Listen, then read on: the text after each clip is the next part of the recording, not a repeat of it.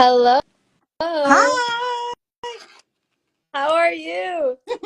I'm good. How are you? I'm good. My name is Nicole. I'm a reporter here with the Garnet Report. And to everyone who will be tuning in, I am here with Be My Fiasco. Thank you so much for coming on. Thank you. Thank you for having me. I'm trying to decide my filters today. Let me see how I'm feeling today. Oh, Time. So, Be My Fiasco, for everyone joining us, just released an album on October 29th, Pretty Little Love. Congratulations. I listened to it. It's an amazing album. And yeah, I'm so happy for you. oh my gosh. Thank you. Uh, it's still so fresh. Oh my gosh. But thank you. I appreciate it. Of course. So this is your second album. Your first album, Where I Left You, was released in 2021. How does it feel to finally have your sophomore project out? Ooh, I wasn't really sure how it was going to be received. There's always like the sophomore curse, as people like to Yeah. put it. So you just never know how people are gonna respond. But I knew I liked it, so I was like, look, I'm gonna put it out and we'll see how it goes. And yeah, people have been blowing my mind. It's it's kind of wild. I'm glad that they've enjoyed it so far. Yeah, so the response you'd say is exceeding your expectations.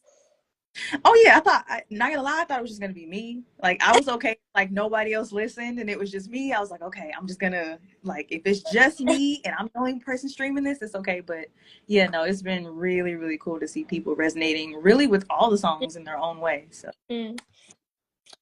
So, how do you feel this album shows an evolution from your first album? oh hold on, wait, it broke up there. Okay, can you ask me that again?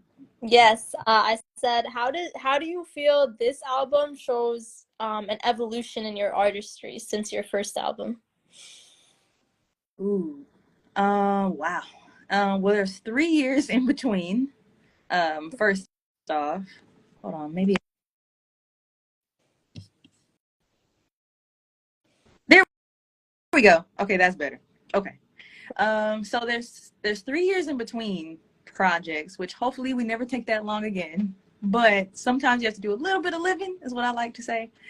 Um, ooh, we doing the first project, I feel like I was very, very green and I was very new into the foreign exchange family. So we were kind of working on everything together, and they were really leading me through the process of making an album and doing visuals and writing and all of that. And this one, I was at the helm. Mm. So I got to decide, okay, what do I want to say? Who do I want to be? And facilitate everything from album art to tracks, track listing, sounds. I did some co-production on a couple of the tracks. So it was very much, okay, here, now you go tell them what you want to say this go around instead of like us kind of helping. So yeah, Yeah. very different. Yeah, I noticed on this album, it's the first time you've taken, the role of co-producer on a few songs, and then also you played guitar for one or two songs, right? So what was it like kind of going beyond like what you've done in previous projects? Was it something that was like stressful or enjoyable? Um, Definitely stressful just because I mean, I never considered myself a producer, even though what I was doing was producing, like taking an idea from my head, putting it down, and maybe finding some chords or some loops that I liked, and then passing it off to other producers. I didn't initially think that was producing, but Mhm. I was making whole songs in my mind and then just having people kind of surround it. So I was like, I guess so. Mhm. Okay. Mhm. And then yeah, so I played guitar on Finally, which was the first song I did for the project. Um, just because I was learning guitar and I was actually learning what is it, Gnarls Barkley's Crazy. And then I Mm. like accidentally moved my fingers around and I was like, oh, I like this. Let me see what this is. And that's how we got that song. So yeah, it was weird like having to record myself playing for the first time. I think I have it on video somewhere on my phone. I was like, oh my God, I'm playing this song. Like freaking out. It was hilarious. I'll post it at some point. But yeah, it was scary stepping into it because I'm like, ooh, what are my musician friends gonna think? Like I'm not a player. Like I just Yeah, barely have these 4 chords down. So yeah, but I'm adjusting. nice. Do you feel it's something you're going to continue doing for like future projects? Producing. Yeah, Yeah. absolutely. Mm. I think going forward, it would probably be easier if I did, because near the end of this project, it was like I have like 15 songs, but no real cohesion, if that makes sense. It's like Mhm. I was just making songs and just like, oh, this is going to be great. And then you get to the end and you're like, wait, do these even make sense together? So, yeah, so we're going to focus on the music and the flow first, and then we'll come back and maybe like write. Mm. Do you have a favorite song on the album or a song that's like especially special to you? Depends on the day, but but today I didn't want to give a cliche. All of them were my favorite. No, um, who my favorite song? Oh, it's hard. I know it's hard for me too. I can't It even decide. is. I'm like, wait. My favorite song would probably be Red Light Fantasy, just Mm. because that was it was a very last minute, like, which let's just see how this goes. But it turned out really beautiful and really soulful, and just I got to collaborate with my friend Sunny Miles. So that was Yeah. really cool. But I think my most like hard hitting, like heartfelt, like really, really would have to be Festival. Mm. Um just because the closing verse like speaks to a friend that we both lost, and so Mm. kind of like, and like we're paying, like he was paying homage in that verse. So it was really special to kind of have that be the final track, and also with my family, so it was cool. Yeah, yeah, definitely. Yeah, you mentioned collaborating with Sunny Miles. I noticed that there are a few collaborations on this album. I was wondering what the collaboration process kind of looks like for you. Like, is there like a certain like process that you follow, or is it different depending on each artist? Yeah, so again, I was just making songs. There was no rhyme or reason. Like I said, on the next one will be a bit more particular. But it's like I would get a track. So let me think. Let me go through there. So for Red Light Fantasy, it just felt like Sunny should be on there. Mm. Um, was very airy and spacey and in my garden for this. Um, let me see. Fonte was just very excited for Festival. He was like, "No, I really like this one," and we had already collaborated with Yeah. Rompable production, so I was like, "This is perfect." Um, and then so for Pretty Little Love, it's crazy because I didn't have any love songs, and I was like, Mm. "Dang, I probably should like have one, even though I'm not in love." And so I heard it, and I was like, "You know who'd be great on this? Lola. Let me see if she'd be open." And it was like a week out from the deadline, and she was like, Wow. "Okay, I'll try." And then she's like, "Oh, I just slung this in the shower. It's nothing. It's fine." And I was like, "Go lay that down immediately and send that back to me. Like, please hurry and do it now. This is amazing." So she really rounded out the album and gave me the title essentially too, because literally we're not in love, we weren't going to be in love, and that was not going to be the title, but it was so pretty, so I was like, no, she definitely gave that. So I think when I hear it, I'm trying to imagine who would fit the best. Yeah. And yeah, so I found my friends and was like, hey y'all, please do this for me, I love y'all so much, thank you. So you decided on the name of the album after, hearing that song and being like, I want this to be the title.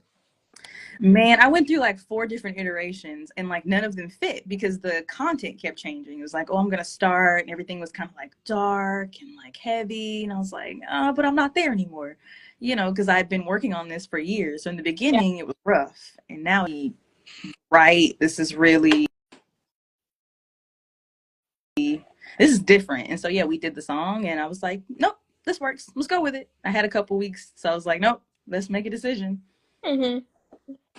I'm wondering, do you have a dream collaboration? Oh, hold on. I think it was free.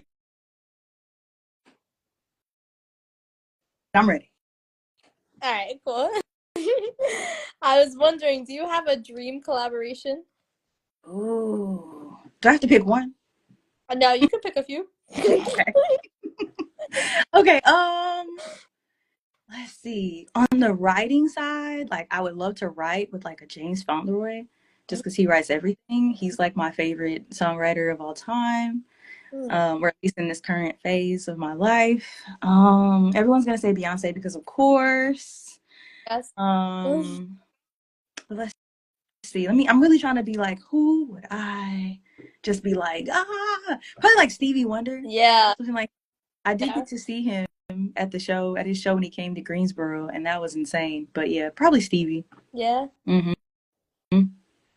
So you did mention songwriting just now. I know some other big news is you just received a Grammy nomination for your songwriting I know. I'm still freaking out. It hasn't set in yet. for Yeah. Vance. That's so exciting. How does it feel to be Grammy nominated? Really exciting. Really, really exciting. Has not set in. It's still kind of just like, okay, we'll find out in February. You know, is that part is cool. It's just really nice, just because I haven't officially got to meet Layla, but we chat quite frequently.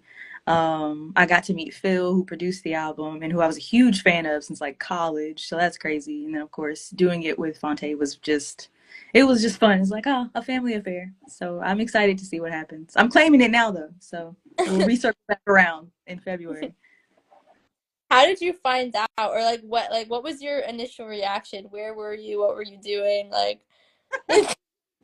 That part is fun. So I took a birthday trip to Tokyo, oh, and I set my alarm. I think it was for like 12:45 a.m. the next day, so it was 15 hours ahead. mm, And so I'm gonna set my alarm because I just want to know. And I knew she had sent it in for consideration, mm, and so I'm like, I don't know. I didn't. I had high hopes. I'm not gonna lie. I'm not gonna say I did. I didn't. I was like, it's on there. I know it. One of the things. And so I'm scrolling, and they're just now like announcing slowly, and I'm like, oh god, okay. And then I saw it on there, and I was like, let me go to the website to make sure that I qualify, like, because they're really yeah. particular about who gets what. So I'm like, nope, let me go. I looked it up, and I was like, no, I think we are. So, and my mom is there, so I'm waking her up at like in the middle of the morning. She's like, are you Grammy? I was like, I'm Grammy nominated. Like, so we're freaking out, and I don't sleep for the rest of the day. I just get up and go about my day, because like, who can sleep after that? So yeah, I was in Tokyo for a birthday trip. It was insane. Oh my, Yeah. that is so fun. Congratulations again. Huge accomplishment. Thank you. Um, so I also want to ask, your second album is out. Where do you see yourself like going musically in the future? Like, do you feel yourself like growing in a certain direction? Um, I've always wanted to do like a house project. I know that was actually what I was supposed to do for the first album initially, like a small, like, oh, we're gonna do a house EP, it's gonna be fine. And then we did an R&B album. Yep. I, I would love to do more like house music, or even on the songwriting tip, like move over to more pop. I'm really just kind of open to doing whatever, whether that's voiceover work or musicals. I thought about that. Just anywhere my voice can be is where I want to go. But music wise, I think I'm always going to be R&B Yeah. at my core. But I want to do everything. That's the plan. That's the line. I want to do everything. Is there anything fans can expect from you, like in the near future? Like any tour plans, video plans, or more music? Yes. So, oh, I can't give all the things away, I guess. But definitely want to shoot some visuals for some fan favorites. I don't want to give that away just yet, but I think people could probably guess from the latest project. Definitely planning some shows here in Durham, and trying to get out the country and just around the country as well. I haven't got to do very many shows with this project, so that's the goal: festivals and touring, and just meeting other artists and collaborating. Just trying to expand the brand. So yeah, hopefully in 2025 we will be on the road. I'm claiming that as well. Yeah. Awesome. So I also want to ask, what does your playlist look like right now? Like, what are some songs and records that you've been loving lately, besides Pretty Little Love, of course? Mm, okay. What have I been listening to? Man, that's crazy because I've been counting up all my streams. I've been listening to me for most of it, so I can get my little change on Spotify. Um, no. Not a lot of new stuff. Kind of a lot of older stuff. So, I went to see Khruangbin in DC. So, I really love them. I hope I'm saying that right. I mean, it's fine. Then, um, let's see, who else am I listening to? A lot of oldies. I love Heatwave. Mm. I'm a Heatwave fan. Who else am I listening to? We talked Sunny Miles. I blast him at least once a week. His Gamma project is beautiful.